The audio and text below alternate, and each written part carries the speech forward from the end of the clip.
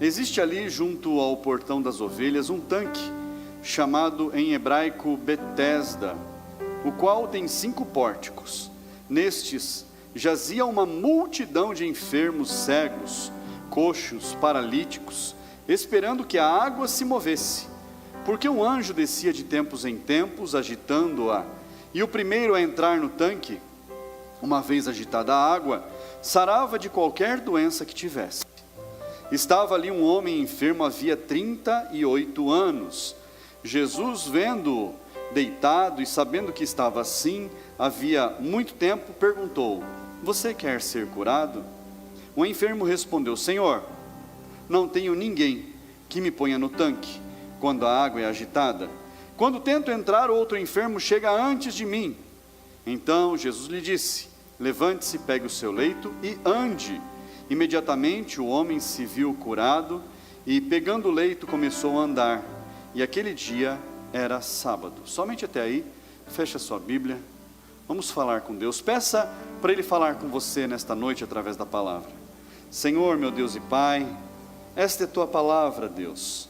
Senhor, que a Tua unção seja manifesta neste lugar através da ministração da Tua palavra. Usa a minha vida, Senhor, como instrumento em Tuas mãos, para falar daquilo que o Senhor deseja a cada um que aqui está, aqueles que nos acompanham, meu Deus, pelas redes sociais.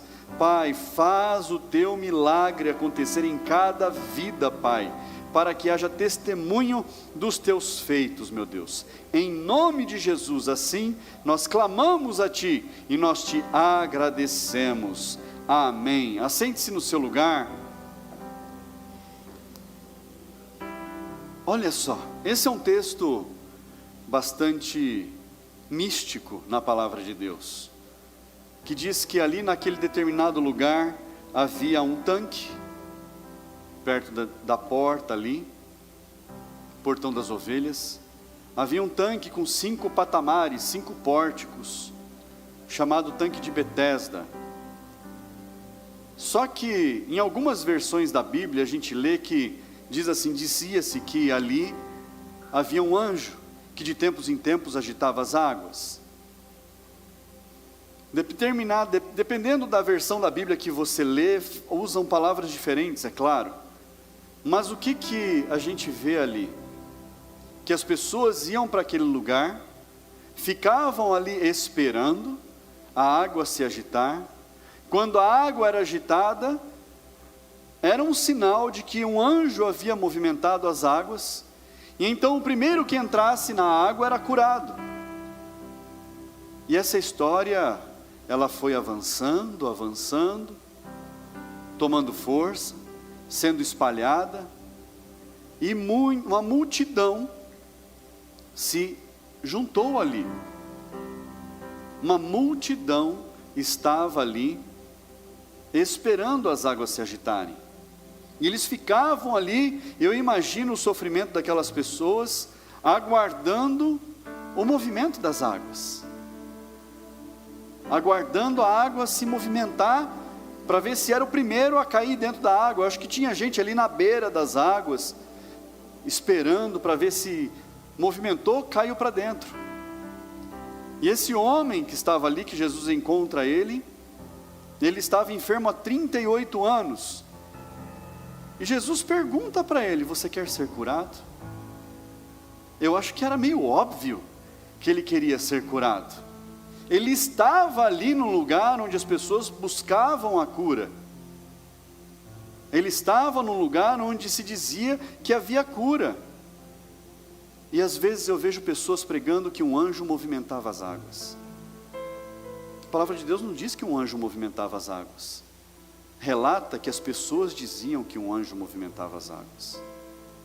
Anjo não movimentava água nenhuma. Anjo não foi mandado do céu para movimentar água em lugar nenhum.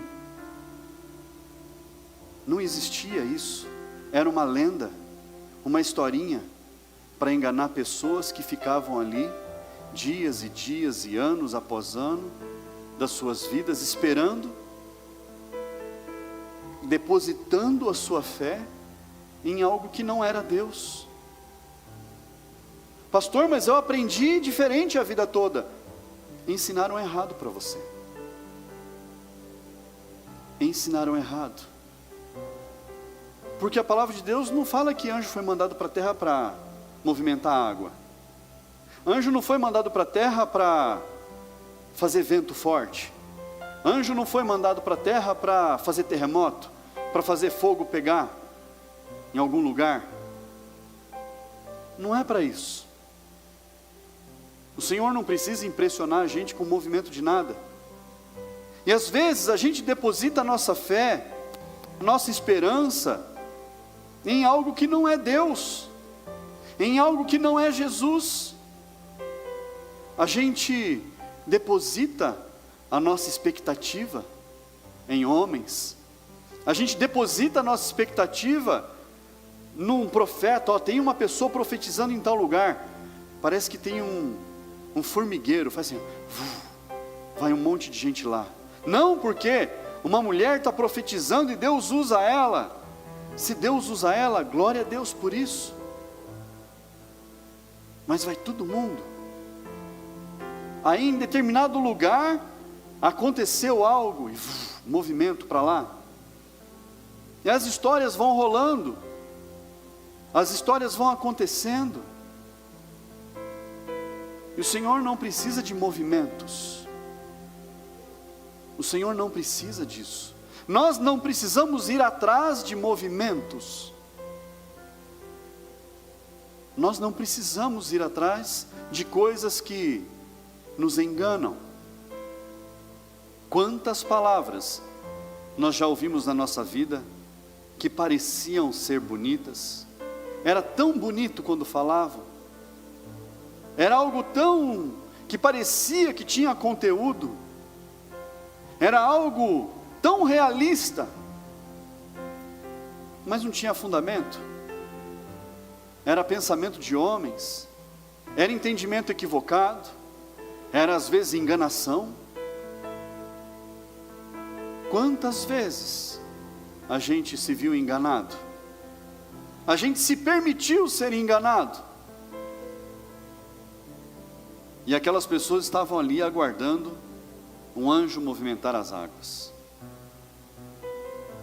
Às vezes a gente é levado a fazer coisas erradas, a buscar coisas equivocadas, porque nos instruem de forma errada. Olha só, abra sua Bíblia, 1 Reis. 1 Reis, capítulo 19.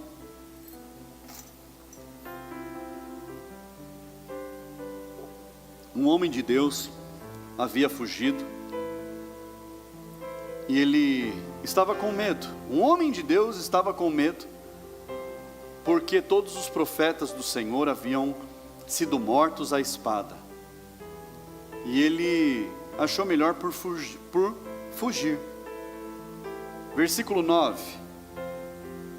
1 Reis 19, 9 diz assim: ali entrou numa caverna, onde passou a noite, e eis que a palavra do Senhor veio a ele e lhe disse: o que você está fazendo aqui, Elias?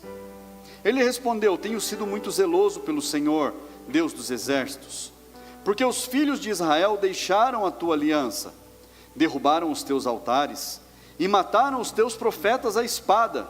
Só fiquei eu, e eles estão querendo tirar minha vida. Então foi-lhe dito: saia daí e fique diante do Senhor no monte.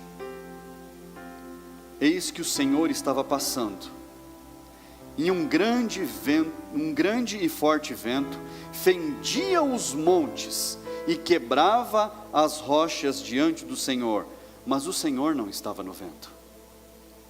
Depois do vento houve um terremoto, mas o Senhor não estava no terremoto.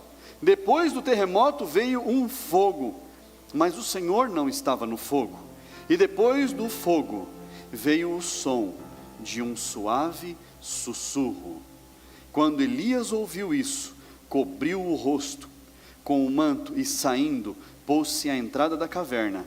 Eis que veio uma voz e lhe disse: só até aí. Veio um vento muito forte. Você já viu um vento derrubando rochas? um vento muito forte. E o Senhor não estava naquele vento. Veio um terremoto e derrubou tudo. E o Senhor não estava no terremoto. Veio um fogo muito forte, queimando tudo que estava ao redor. O Senhor não estava no fogo. Quanto tempo se passou desde que Elias ouviu a voz de Deus falando: saia da caverna e vá de frente para o monte, porque eu quero falar contigo. Um vento destruidor, um terremoto, fogo. Isso não aconteceu num dia. Foram dias e dias e dias. Mas a palavra diz que quando Elias ouviu uma brisa, como um sussurro, aí ele teve medo.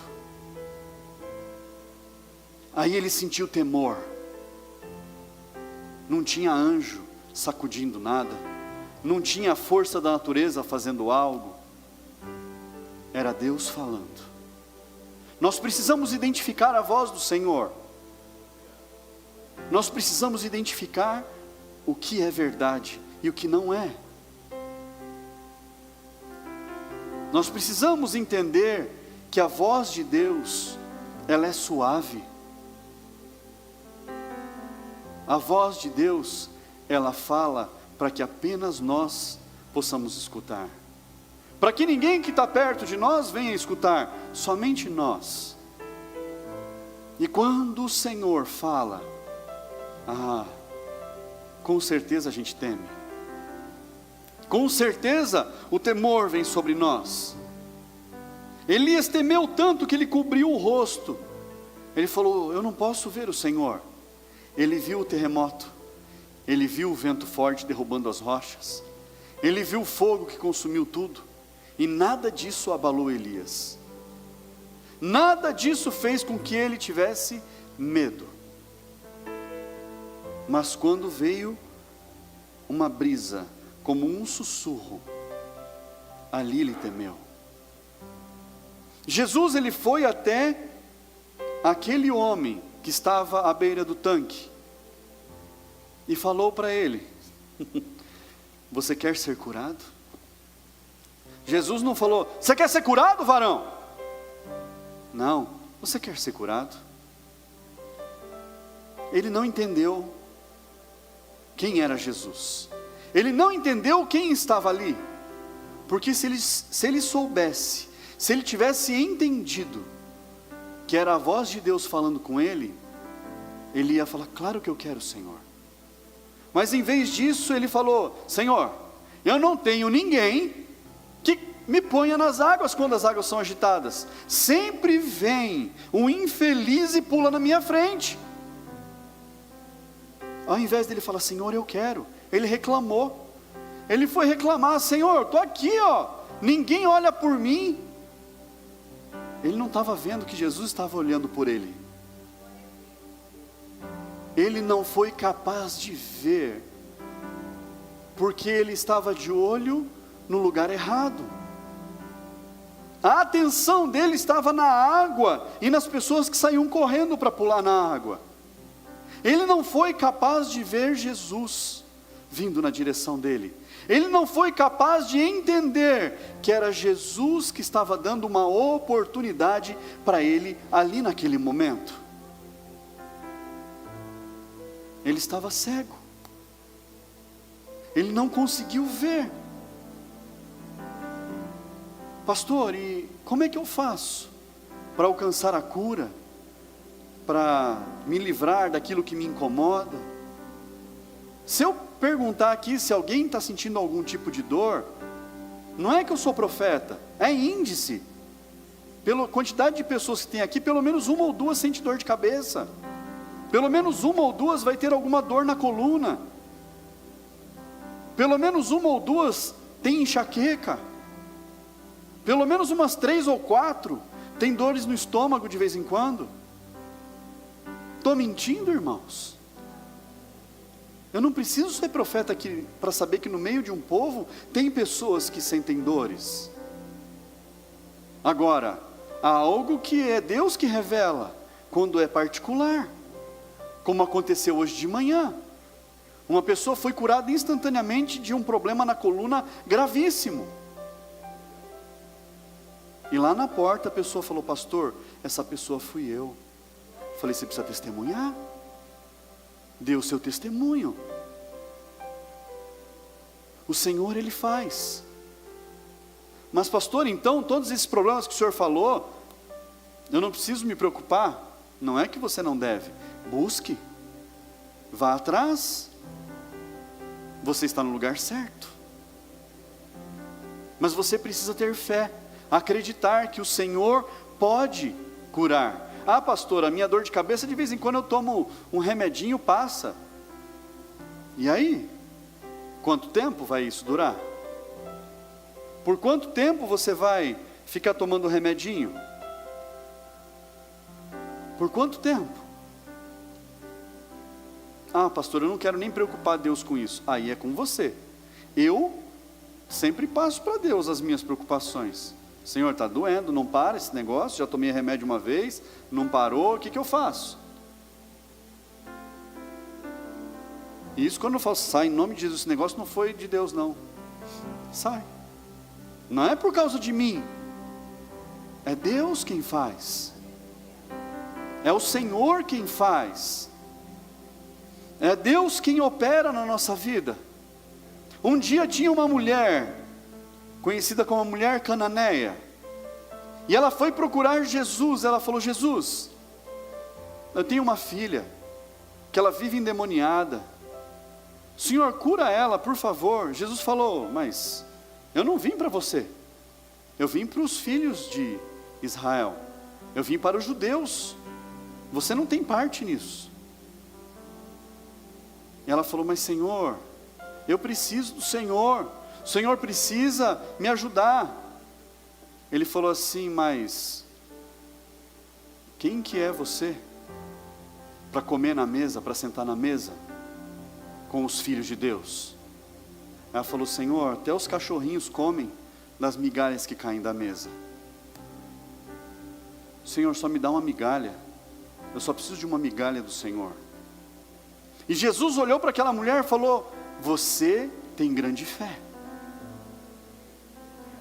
Olha só, os filhos estavam assentados à mesa com Jesus, e eles não conseguiam consumir o que Jesus estava dando para eles. As migalhas eram desperdiçadas. Essa mulher, ela pediu apenas uma migalha daquilo que Jesus podia dar. Apenas uma migalha. E ela teve a vida dela transformada. Ela teve a casa dela transformada. E nós, que temos acesso direto à mesa do rei, e nós, que temos acesso ao banquete, nós não comemos. O Senhor está servindo um banquete para você hoje. Um banquete, não é migalha não, não é o que cai da mesa, não é o que cai pelo chão que os cachorros comem. Você tem acesso ao banquete hoje. Você vai voltar para casa com dor? Você vai voltar para casa com esse incômodo? Você vai voltar para casa se acostumando com o problema que você está passando? Talvez venha de anos, ninguém resolveu. Você já foi no médico, já tomou remédio, e isso não passa. Talvez tenha algo prendendo a sua vida, travando você, te levando para uma morte precoce, e você não consegue se livrar disso. É claro, a gente não tem força, mas o Senhor está aqui para te servir um banquete hoje. Não são as migalhas que estão disponíveis para você, é o banquete do Senhor. Não tem anjo agitando a água aqui. O próprio Deus está neste lugar e Ele vai curar você.